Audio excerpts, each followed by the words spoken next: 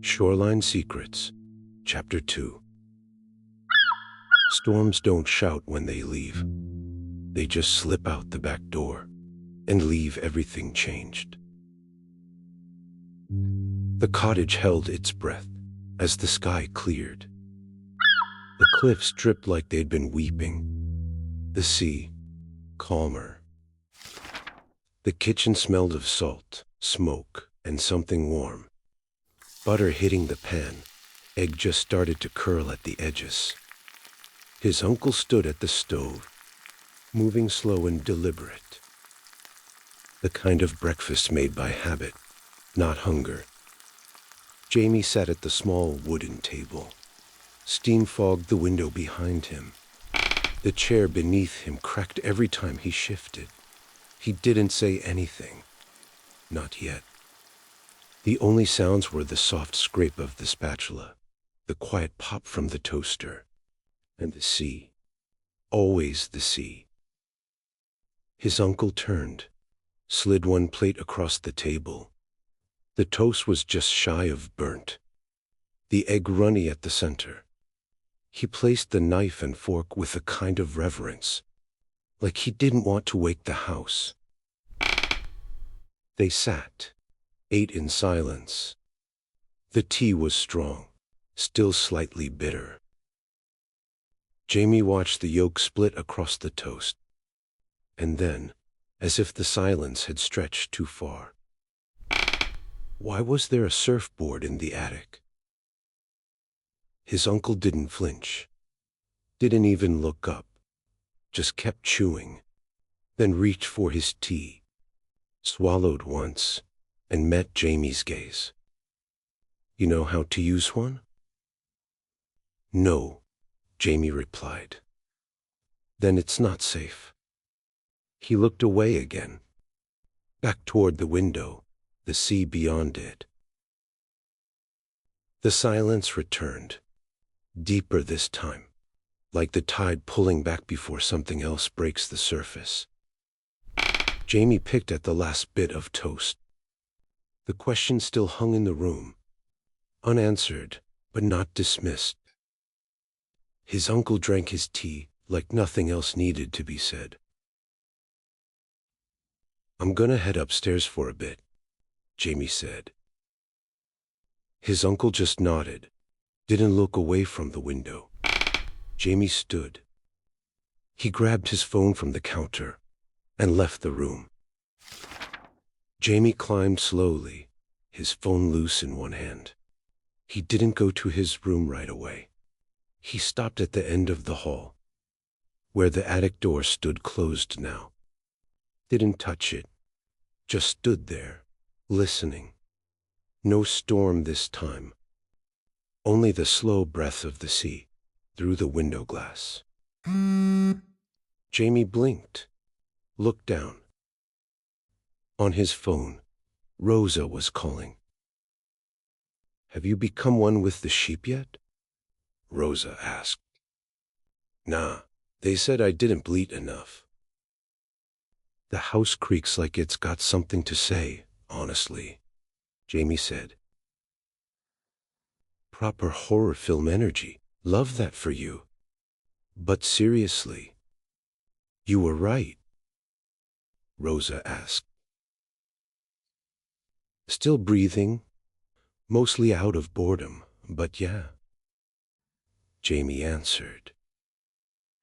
I know you don't want to chat about it yet, but not now, Rosa. All right, just don't go full sea hermit on me, yeah? On his phone, his mom is calling in. Tell her you've taken a vow of silence and seaweed, Rosa laughed. Later, Jamie smirked, and the phone with Rosa ended. Jamie stares at the screen a bit, then swipes to answer. Hi, love. Just checking in. Everything all right? His mom asked. Yeah. Settling in okay? It's quiet.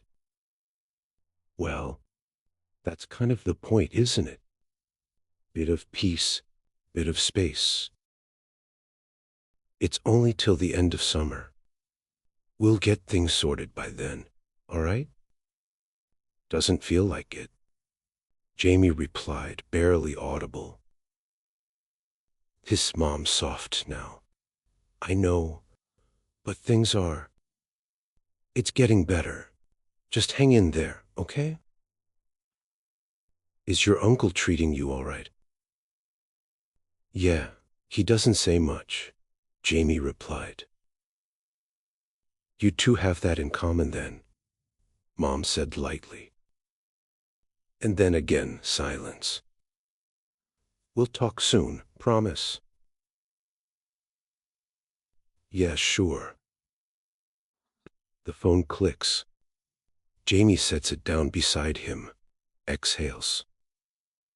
But outside, the light was changing. Cleaner, brighter, the kind of calm that comes after something leaves, and before something else begins. Later, Jamie followed his uncle into town. A drive through narrow lanes, salt still dried on the window. Silence riding between them, like a third passenger. Cornwall held its stories in the clips. Not the loud kind, not the ones you'd told, but the ones that waited, that watched. In the curve of a stone wall, in the rust on a gate, in the way every road seemed to lean toward the sea. Old houses lined the main street, narrow, sloping, and around it all, the sea never far. Like a whisper you could almost hear, even when it wasn't speaking. The town was small. One road curling like driftwood through rows of old stone buildings. Paint faded, signs rusted at the corners. A post office, a bakery, a single corner shop. Jamie followed his uncle through the narrow aisles. The men didn't speak much. Just pick up bread, milk, eggs, the same way you pick up habits. At the back, someone called out, "Well, I'll be. You're still upright then, old man." Jamie's uncle turned, the corner of his mouth twitching. Not quite a smile, but something close. The man walked over. "Didn't know you had company." Glances at Jamie. "Your nephew, yeah?" Jamie nodded, unsure if he was meant to say anything. "You getting him out on the board yet?" Friend asked. "He doesn't know how." "What, never surfed?" Jamie shook his head. "Well, we can't let that stand, can we? Got a few of the lads down near Gulls Point this week. You should come by. I'll tell Sam to look out for you," he said playfully. Jamie didn't say anything, but the name lingered, like sea salt on the back of his throat. Across the road, tucked between a cafe, he saw it. A record shop. Faded sign. Window display of worn sleeves and handwritten price tags. "Can I check that place out real quick?" His uncle glanced over, nodded once. The friend gave a wave. The shop smelled like old wood and cardboard sleeps. Posters for shows long past curled at the corners.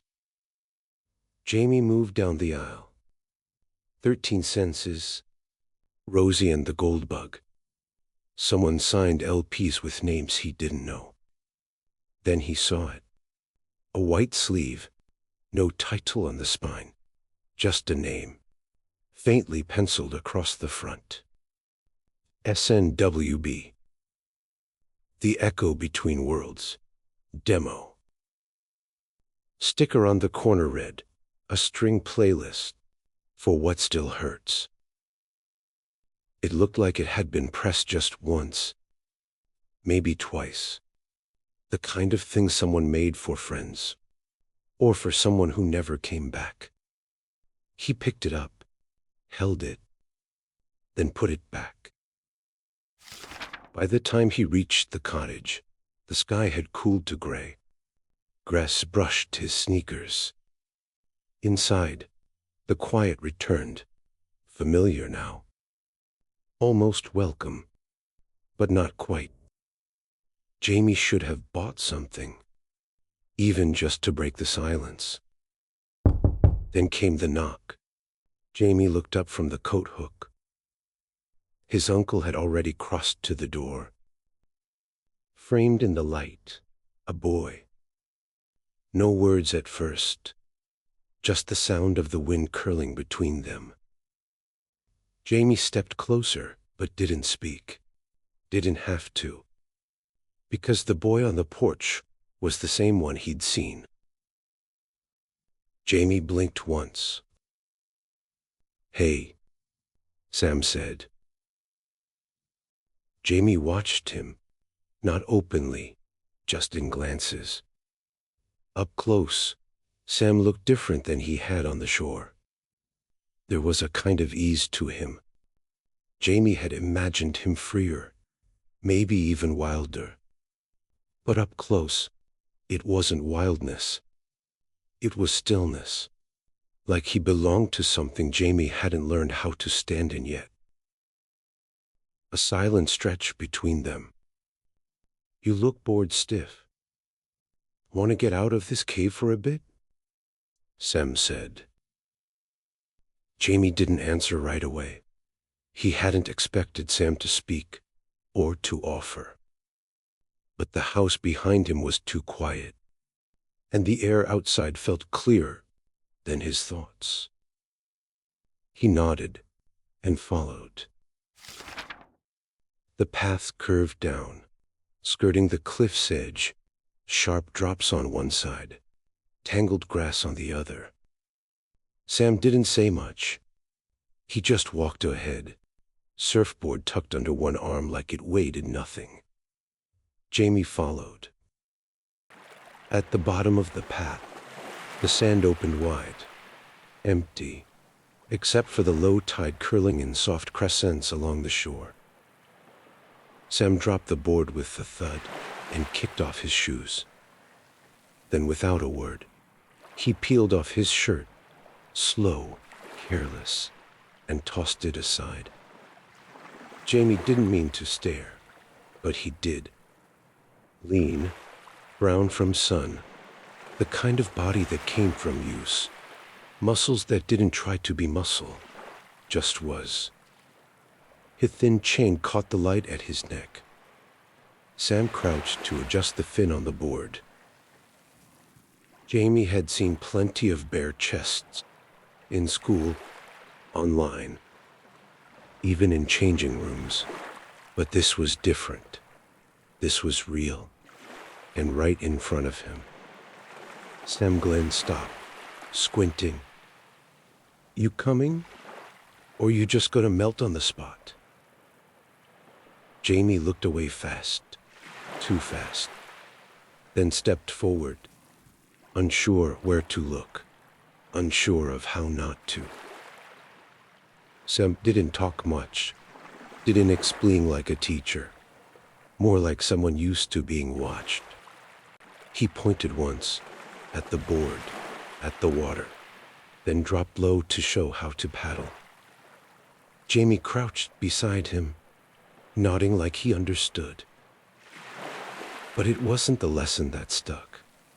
It was the way Sam moved, like the sea didn't just welcome him, it recognized him. Sam stood again, shook the sand from his legs. "Just watch me for now," Sam said. He paddled out fast, quick strokes cutting clean. Waited. The weight came, not too high, not loud, just enough to carry him. And then he rose, not just standing, lifting into something Jamie hadn't known a body could do. Like flight, but grounded, like freedom. It lasted only seconds, but Jamie felt it. Something shift, something spark. A quiet thrill under his ribs. Not fear, not yet. Sam came out of the water and shouted, "Hey, got a spare board at mine? I'll bring it by. We'll go out tomorrow. Early's best. The sea's less crowded, calmer, easier to listen." The sun was lower now, the tide pulling back like it had seen too much. He looked at Sam. Sea strict, sun warned, something wild still clinging to his skin. And said nothing, because he couldn't yet. They walked the cliff past back, not saying much. The breeze had calmed, the light turned golden, the kind that made everything feel like memory before it was even over. Near the gate, Sam paused. Look over at Jamie, who was still clutching the towel like it might steady him. "You've got a lot to learn." And then just like that, he reached over, slung his arm across Jamie's shoulders. Not heavy, not playful, just there. It was just a moment, but Jamie felt it all the same. The shape of Sam's arm, the weight of him, warm, solid. The kind of closeness he hadn't realized he missed. They reached the porch. Sam stepped back, gave him a quick nod, and turned. "Early tomorrow. Don't sleep in." That night, the house stayed still. No storm, no whispers from the attic. Only the memory of sea and skin, and the touch that hadn't left him. What do you think Sam carries with him? And what do you think Jamie's starting to feel beneath all that quiet? Tell us below. And if you want to see what happens next, come back for chapter 3. Like, comment, subscribe. The sea's not done with them yet.